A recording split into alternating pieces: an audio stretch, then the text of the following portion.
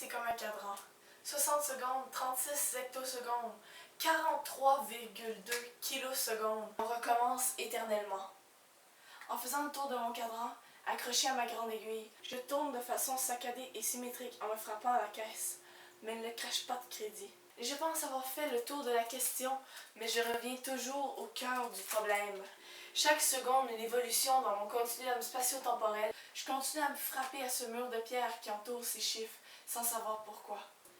Et avec mon cœur de pierre, je continue à frapper. Toujours à la même hauteur, sans jamais m'arrêter pour finir. On recommence éternellement.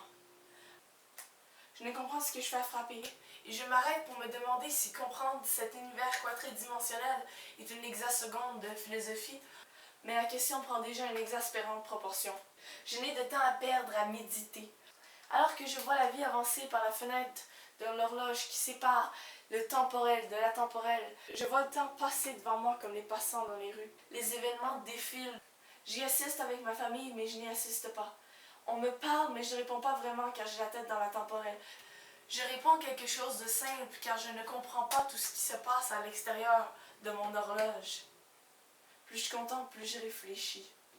Plus je me dis, motus, je tiens ma langue fort, trop fort. Je ne peux plus communiquer avec le temporel. Donc je me trouve à un endroit douillet dans mon horloge de pierre froide et de chiffres glaciaux et j'attends.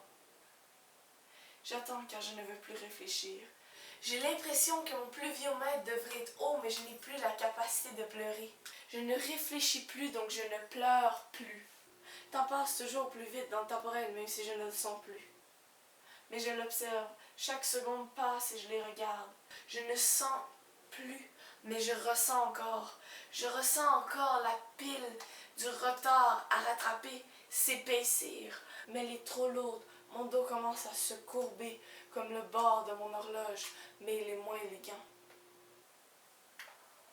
Chaque seconde qui passe me fait sentir un tic-tic, mais tic-tac. Temps passe invisible, imperceptible, et au dernier jour, à la dernière heure, à la dernière minute, à la dernière seconde, à la dernière picoseconde. Je ne comprends toujours pas l'apparition de cet hyperespace, mais je n'ai plus de temps, je dois passer à autre chose. Il disparaît.